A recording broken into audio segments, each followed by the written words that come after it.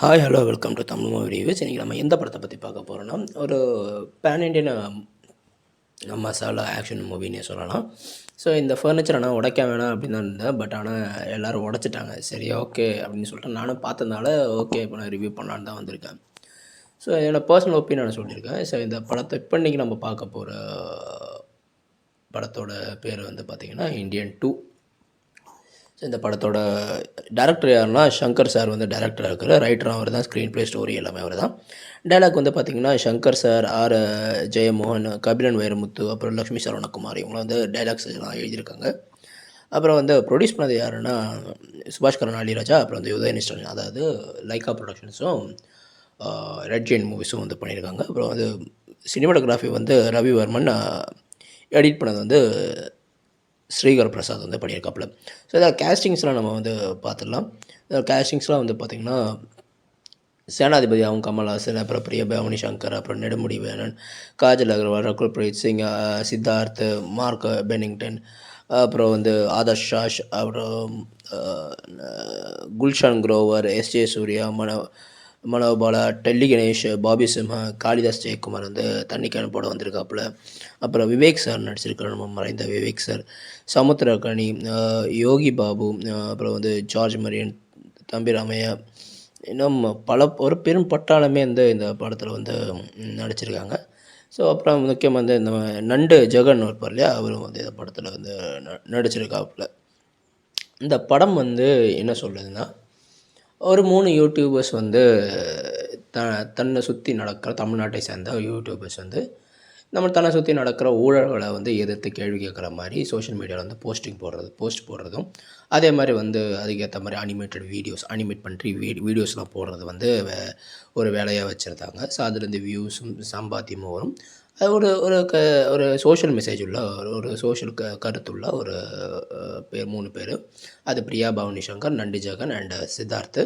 So இவங்க என்ன பண்ணுறாங்கன்னா, இவங்க நாட்டில் தன்னை சுற்றி நடக்கிற இந்த லஞ்சம் இந்த மாதிரியான விஷயங்களை வந்து எதிர்த்து தட்டி கேட்கறதுக்காக தன்னால் முடிஞ்ச அளவுக்கு எவ்வளோ செயல்பட்டாலும் ஒன்றும் பண்ண முடியலையே அப்படின்ற ஒரு ஆதங்கத்தில் இவங்க என்ன பண்ணுறாங்கன்னா, இப்போ பழைய ஹிஸ்டரி போய் சர்ச் பண்ணி பார்க்குறாங்க. பழைய ஹிஸ்டரி போய் பார்க்கும்போது தான் இந்தியன் தாத்தா அப்படின்னு ஒருத்தர் இருந்ததாகவும், அவர் வந்து ஊழலை எதிர்த்து நிறைய பேர் கேள்வி கேட்டது மட்டும் இல்லாமல் கொலையும் செய்திருக்கிறார். அந்த மாதிரி ஊழலை செஞ்ச தன்னோட சொந்த பையனையே வந்து கத்தியால் குத்தி கொன்னுட்டு அவர் வந்து எஸ்கேப் ஆனதாக வந்து சொல்லப்படுது.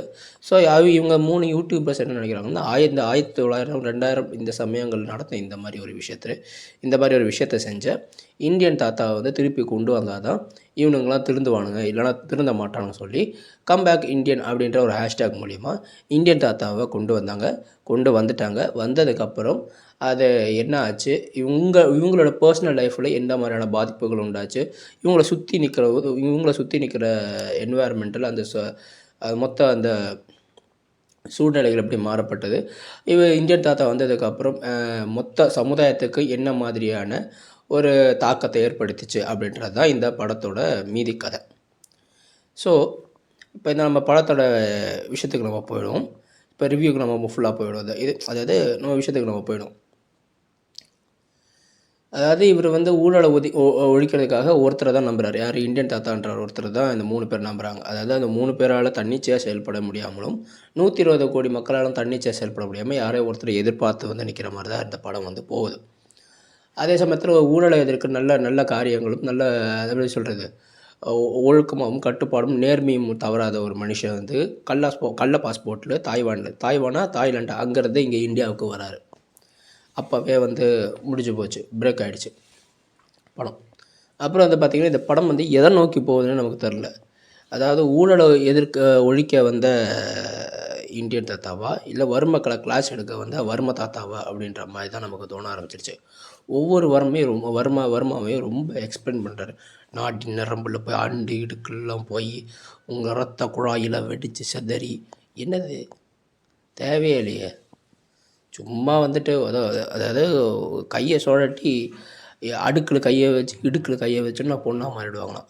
பொண்ணு மாதிரிலாம் பிஹேவ் பண்ணலாம். ஒரு ஃபீலிங்ஸை வந்து உங்களால் மர்மக்கலை மூலியமா மாற்ற முடியுமான்றதுலாம் அதெல்லாம் பெருமளவோட அப்படி அது உண்மையாக இருந்தால் அது பெருமளவுள்ள பயிற்சியாக இருக்கணும். அது வந்து ப்ராக்டிக்கலாக இப்போ கூட சாத்தியம் இல்லை.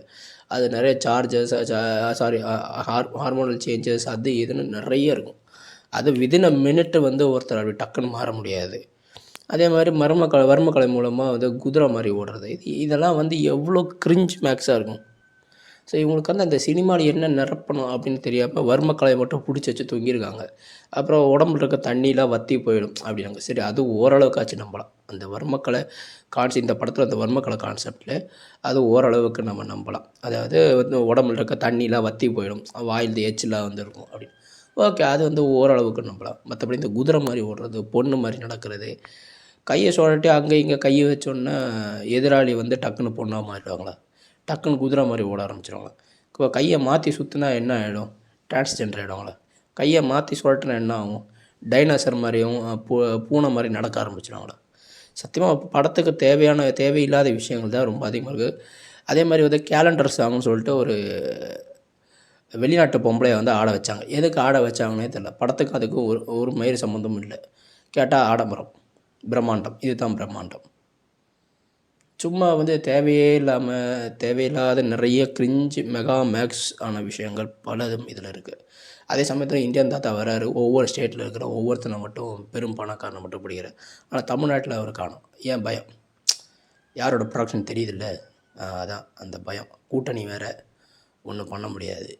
பேசிட்டோன்னா உடச்ச டிவியை திருப்பி வந்து நம்ம ரிப்பேர் பண்ணி கொடுக்க வேண்டி வரும். அதனால் பண்ண மாட்டாப்புல. அதே சமயத்தில் வந்து பார்த்திங்கன்னா இன்னொரு சீன் வந்து என்னென்னா, டேபிள் ஃபேனும் கிரைண்டரும் மிக்சியும் காட்ட தெரிஞ்சவங்களுக்கு இது என்னது வண்ண தொலைக்காட்சி, அதாவது கலர் டிவியை காட்டலை. அப்போவே தெரிஞ்சிச்சு என்னடா போங்கா இருக்குன்னு. இப்படியுமாடா இருப்பீங்க. ஒரு சினிமான்றது வந்து பார்த்திங்கன்னா சுதந்திரமாக நமக்கு தேவையான கருத்துக்களை வெளிப்படையாக பேசவும், மறைமுகமாக இல்லாமல் உடச்சி பேசுகிறதும் இந்த மாதிரியான விஷயங்கள். அதுக்கு வந்து நம்மளோட எம்ஆர் ராதாலாம் வந்து பயங்கரமாக பண்ணிட்டு பார்ப்பல நிறைய இடங்கள்ல. அதுக்கு தான் சினிமான்றது ஒன்று கொண்டு வர்றது. நம்ம மக்களோட திங்கிங்கும் மக்களோட உணர்வுகளையும் வந்து வெளியில் கொண்டு வரதான். இது எல்லாத்தையும் மூடி மறைச்ச இந்தியன் தாத்தா ஒவ்வொரு ஸ்டேட்டில் இருக்கிற போய் ஊழலை வந்து ஊழல் பண்ணுறன போய் கொண்டுட்டு வர. தமிழ்நாடு மட்டும் ஒன்றும் பண்ணலை. அப்புறம் வந்து மிக்சி கிரைண்டரு ஃபேனெல்லாம் டேபிள் ஃபேன் கட்டுறாங்க, டிவியை காணும். அப்புறம் நிறைய லாஜிக் மிஸ்டேக்கு, நிறைய விஷயம். ரொம்ப இது மேக்கப்லாம் வந்து திட்டாக இருக்குது. 6 பேக்லாம் வச்சுருக்காரு இந்த வயசுலலாம். கேட்டால் அதுக்கு ஒரு எக்ஸ்ப்ளனேஷன் வேறு ஸ்டார்டிங் சைடில். சைனீஸில் ஒரு ஆள் வந்து எப்படி இருக்கார், அப்படி இருக்கார், 102 வயசு வரை உடம்பு வந்து ஃபிட்டாக வச்சுருக்காரு. அதுக்குன்னு இப்போ இந்தியன் தாத்தா வச்சுருக்க உடம்பு பார்த்தா என்னமோ 32 வயசு ஆம்பளை மாதிரி தான் இருக்குது. ஒரு 90 வயசு கிழவு மாதிரியோ இல்லை 102 வயசு கிழவு மாதிரியோ இல்லை. ஸோ நிறைய லாஜிக் மிஸ்டேக், இல்லாஜிக்கல் தான், full of illogical. Cringe max, calendar அப்படின்ற ஒரு சாங்கு, தேவையில்லாத ஒரு சாங்கு, பிளாட் அது எங்கேயோ போய்கிட்டு இருக்குது. அப்புறம் இந்தியன் 3ன்ற ஒரு படத்தை வர எடுத்து வச்சுருக்கானுங்க. அது வந்து கடைசியாக தான் காமிச்சாங்க. எனக்கு என்ன தோணுதுன்னா, இந்தியன் 3 வந்து எடுத்துருப்பானுங்க. நிறைய கட் ஷாட்ஸ், நிறைய தேவையில்லாத கட் ஷாட்ஸ்லாம் வந்து மொத்தமாக வந்து ஒரு படத்தில் வச்சு இந்தியன் 2 கொடுத்துட்டாங்க. ஏன்னா அது ஆடம்பரமாக எடுத்துட்டோம், அது வந்து வேஸ்ட் பண்ணக்கூடாதுன்றக்காக மொத்தமாக வந்து எடிட் பண்ணாமல் செகண்ட் பார்ட்டில் போட்டுட்டு நல்லா கரெக்டாக ட்ரிம் பண்ணி எடிட் பண்ணது வந்து தேர்ட் பார்ட்டில் வைக்க ரெடியாக இருக்கானுங்க. அவ்வளோதான், மற்றபடி வேறு ஒன்றும் இல்லை. எல்லாம் டெலிட்டட் சீன்ஸ் தான். இந்தியன் 2 படம் is full of deleted scenes. எல்லா டெலிட்டட் சீன்ஸ் தான் அதில் இருக்குது. வேறு எதுவுமே இல்லை. படத்துக்கு தேவையான விஷயங்கள்லாம் எல்லாமே டெலிட்டட் சீனு, டெலிட்டட் சாங்ஸாக இருக்குது. அதே மாதிரி ஏஆர் ரஹ்மானோட இந்தியன் 1 சாங்கும் தீம் மியூசிக்கும் வந்து பாட்டு போட்டிருக்காங்க. இப்போ அனிருத்துக்கு வேறு சம்பளம் வேறு தனியாக வேறு என்னன்னு தெரில, எதுக்கு தெரில. ஒரு பாட்டு கூட நிற்கல. ஒரு காலத்தில் எந்திரன் படம் வந்தப்போ நாங்கள் 10ஆம் கிளாஸ் இருந்தால் படிச்சுட்டு இருந்தோம். 10ஆம் கிளாஸ் 9ஆம் கிளாஸ் படிச்சுட்டு இருந்தோம். அப்போ எங்களுக்கு தெரியும் அந்த எந்திரன் படம் வந்தப்போ என்ன மாதிரியான ஹைப் இருந்ததுன்னு. அதெல்லாம் வந்து இப்போ இருக்கிற பசங்களுக்கெலாம், 2K பசங்களுக்கெலாம் சொன்னால் புரியாது. கபாலியை விட 100 மடங்கு ஹைப். அதெல்லாம் அந்த படம் வந்து எவ்வளோ கோடி அடிச்சதுன்னு யாராலையும் சொல்ல முடியாது. 1000 கோடி அப்போவே அடிச்சிருச்சு. ஆனால் வெளியே ரிலீஸ் பண்ணாமல் இருந்தானுங்க நியூஸ்லாம். அப்படி இருந்த சங்கர் சாரோட படம் எல்லாத்துலேயுமே பாட்டு நல்லாயிருக்கும், மனசில் நிற்கும். அது காதலனாக இருக்கட்டும், ஜீன்ஸாக இருக்கட்டும், அப்புறம் வந்து பாய்ஸாக இருக்கட்டும், முதல்வனாக இருக்கட்டும், நீங்கள் எந்த படமும் எடுத்து பாருங்களேன், பாட்டு வந்து நம்ம மனசுக்குள்ள அப்படி நிற்கும். இப்போ இந்த படத்தில் ஒரு பாட்டு கூட மனசில் நிற்கல. ரொம்ப வேர்ஸ்ட்டாக இருக்குது. சினிமாட்டோகிராஃபி வந்து சங்கர் சாரோட சினிமாட்டோகிராஃபி தானா அப்படின்றது அந்த ஆடம்பரம் கூட அதில் காட்டல. தேவையில்லாத நிறைய விஷயங்கள் தான் இருக்குது. கதை இல்லை, ஸ்டோரி இல்லை, பிளாட் இல்லை, சாங் இல்லை. அடுத்து எடிட்டிங் கட்டு எல்லாமே ரொம்ப கேவலமாக இருக்குது. அடுத்து என்ன வருன்றதே ஓரளவுக்கு யூகிக்க முடியுது. அது என்னமோ தரையில் ஊற்றின தண்ணி மாதிரி அது பாட்டுன்னு போயிட்டுருக்கு. ஒரு வித்தியாசமான ஒரு இது இல்லை, ஒரு கதைக்களம் இல்லை, ஒன்றும் இல்லை. இப்போ இருக்க இந்த 2K பசங்களுக்கு லஞ்சம், ஊழல் இதெல்லாம் வந்து அவ்வளோ பெருசு இதெல்லாம் நார்மலைஸ் பண்ண ஆரம்பிச்சிட்டானுங்க. அதெல்லாம் அப்படி தான் அப்படின்னு சொல்லி அப்படி விட்டுட்டாங்க. மக்களே அந்த மாதிரி தான், பொதுமக்களும் இப்போ அந்த நிலைமைக்கு வந்துட்டாங்க.